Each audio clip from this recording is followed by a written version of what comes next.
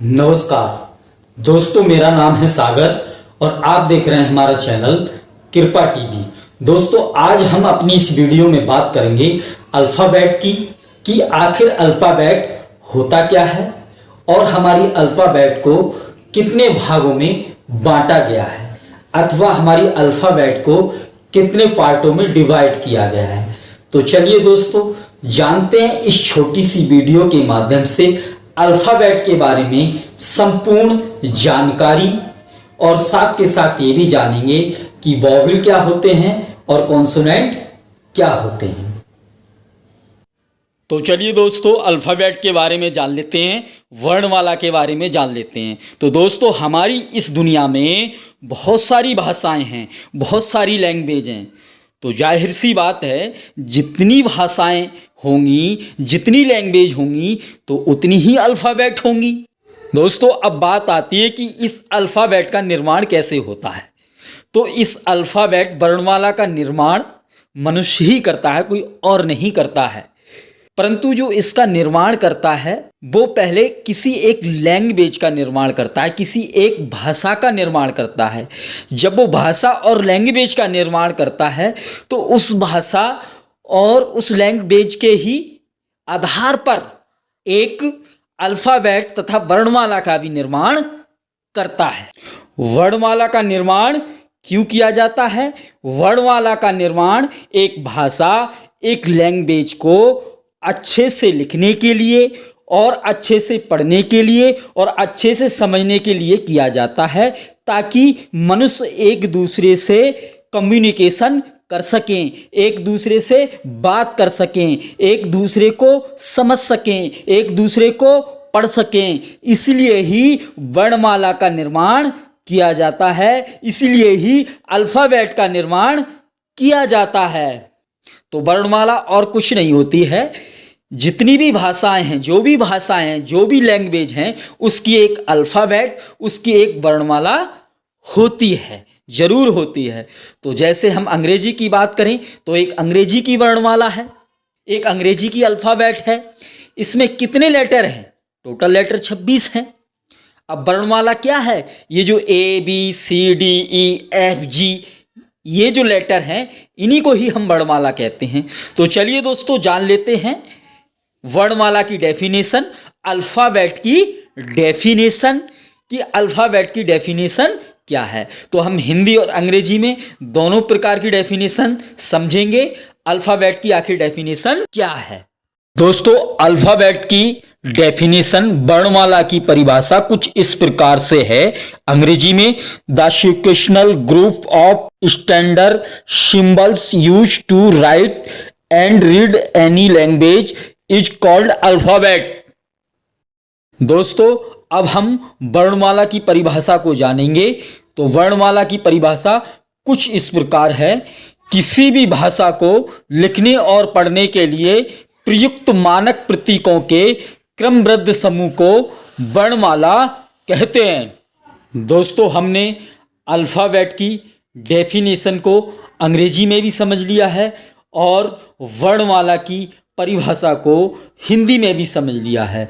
तो आशा करता हूँ आपको अच्छे से समझ में आया होगा। तो चलिए दोस्तों, अल्फ़ाबेट के बारे में आगे भी समझते हैं, अल्फ़ाबेट की संपूर्ण जानकारी। तो प्यारे बच्चों, ये जो ABCDEFG होती है, इसको ही हम अल्फ़ाबेट के नाम से जानते हैं, इसी को ही हम अल्फ़ाबेट कहते हैं। और हिंदी में इसी अल्फ़ाबेट को वर्णमाला के भी नाम से जानते हैं। तो प्यारे बच्चों, हमने क्या सीखा? ये जो हमारी ABCD जो होती है, इसी को ही हम अल्फ़ाबेट कहते हैं। और प्यारे बच्चों, हमारी इस अल्फ़ाबेट में टोटल अक्षर यानी कि सभी अक्षर 26 होते हैं, यानी कि 26 होते हैं। तो प्यारे बच्चों, अब हम ये जानेंगे कि ये लेटर क्या होते हैं। तो प्यारे बच्चों, जो हमारी अल्फ़ाबेट में प्रत्येक अक्षर होता है, जैसे ए, बी, सी, डी, ई, एफ, जी। इसी प्रकार से सभी जो अक्षर होते हैं इनको ही हम लेटर कहते हैं अंग्रेजी में। जैसे ए एक लेटर है, बी एक लेटर है, सी एक लेटर है, डी एक लेटर है, ई एक लेटर है, एफ एक लेटर है, जी एक लेटर है, एच एक लेटर है। इसी प्रकार से प्रत्येक अक्षर अल्फाबेट का एक लेटर है। हम अक्षर को ही अंग्रेजी में लेटर कहते हैं। तो प्यारे बच्चों, हमने इसमें ये सीखा कि अक्षर को ही अंग्रेजी में लेटर कहते हैं। तो प्यारे बच्चों, अब हम ये जानेंगे कि हमारी अल्फ़ाबेट कितनी प्रकार की होती हैं। तो बच्चों, हमारी अल्फ़ाबेट मुख्य रूप से 4 प्रकार की होती हैं। तो अब हम बारी बारी से सभी अल्फ़ाबेट के नाम जानेंगे। तो पहली अल्फ़ाबेट का नाम है कैपिटल लेटर, जिनको ज़्यादातर बच्चे बड़ी ABCD के नाम से जानते हैं। तो बच्चों, आज से हमने बड़ी ABCD ना बोलकर इसको कैपिटल लेटर अल्फ़ाबेट बोलेंगे, क्योंकि इसमें सारे लेटर बड़े होते हैं, बड़े बड़े होते हैं। इसीलिए कैपिटल का मतलब होता है बड़ा और लेटर का मतलब होता है अक्षर। इसलिए प्यारे बच्चों, हम इसको बड़ी ABCD कहते हैं। तो अब आज से हम इसको कैपिटल लेटर कहेंगे।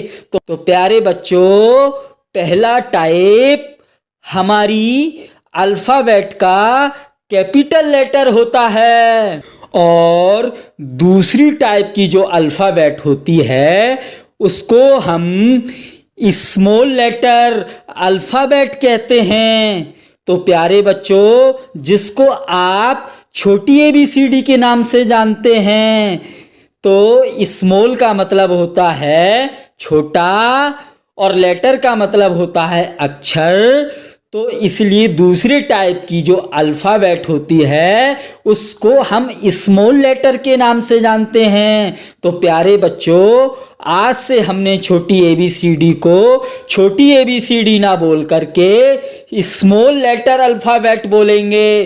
तो दूसरे टाइप की जो अल्फ़ाबेट होती है उसको हम स्मॉल लेटर कहते हैं। और प्यारे बच्चों, जो तीसरी टाइप की अल्फ़ाबेट होती है उसको हम कैपिटल राइटिंग लेटर अल्फ़ाबेट कहते हैं।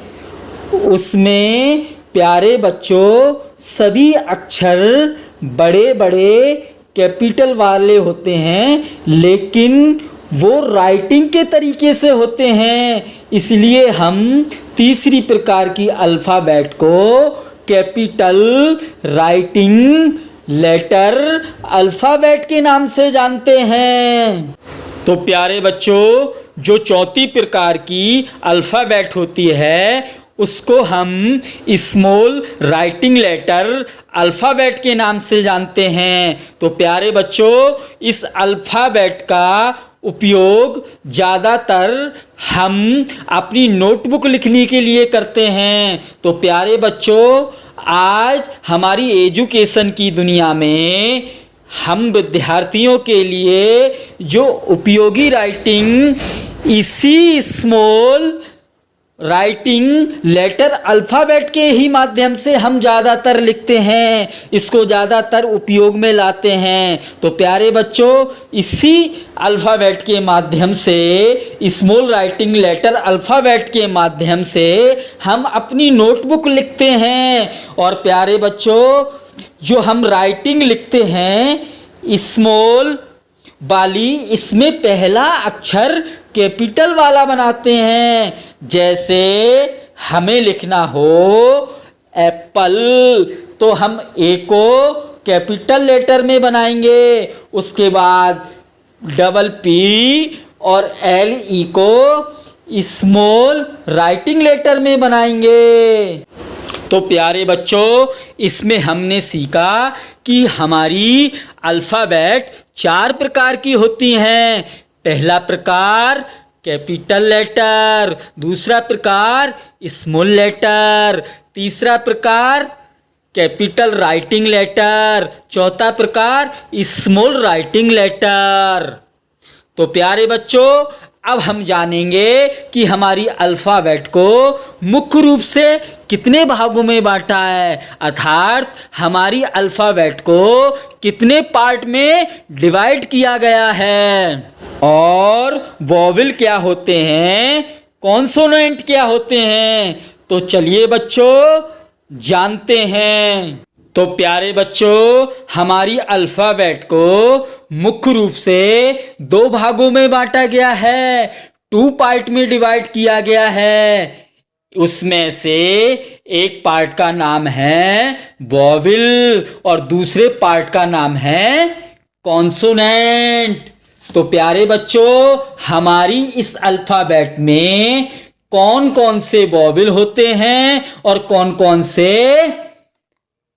कॉन्सोनेंट होते हैं, अब ये जानेंगे। जैसे ए, ई, आई, ओ, यू, ये 5 वोवेल हैं, और इनको छोड़ करके हमारी अल्फ़ाबेट में जितने भी सारे लेटर हैं सभी कॉन्सोनेंट हैं। जैसे मैंने जितने भी वोवेल हैं उन पर सभी पर एक गोलाकार सर्कल बना दिया है, एक सर्कल ड्रॉ कर दिया है। जिन जिन लेटर पर, जिन जिन अक्षर पर एक गोलाकार सर्कल बना हुआ है वो सभी वोवेल हैं, और जिन पर गोलाकार सर्कल नहीं है वो सब कॉन्सोनेंट हैं। तो वोवेल कितने होते हैं? 5 कौन कौन से? ए, ई, आई, ओ, यू, ये सब 5 वोवेल होते हैं। और कॉन्सोनेंट कितने होते हैं? 21। ए एक वोवेल है, बी एक कॉन्सोनेंट है, सी एक कॉन्सोनेंट है, डी एक कॉन्सोनेंट है, ई एक कॉन्सोनेंट नहीं है। ई एक वोवेल है, एफ एक कॉन्सोनेंट है, जी एक कॉन्सोनेंट है, एच एक कॉन्सोनेंट है, आई एक कॉन्सोनेंट नहीं है। आई एक वोवेल है, जे एक कॉन्सोनेंट है, के एक कॉन्सोनेंट है, एल एक कॉन्सोनेंट है, एम एक कॉन्सोनेंट है, एन एक कॉन्सोनेंट है। तो प्यारे बच्चों, ओ एक कॉन्सोनेंट नहीं है, ओ एक वोवेल है, और पी एक कॉन्सोनेंट है, क्यू एक कॉन्सोनेंट है, आर एक कॉन्सोनेंट है, एस एक कॉन्सोनेंट है, टी एक कॉन्सोनेंट है, यू एक कॉन्सोनेंट नहीं है।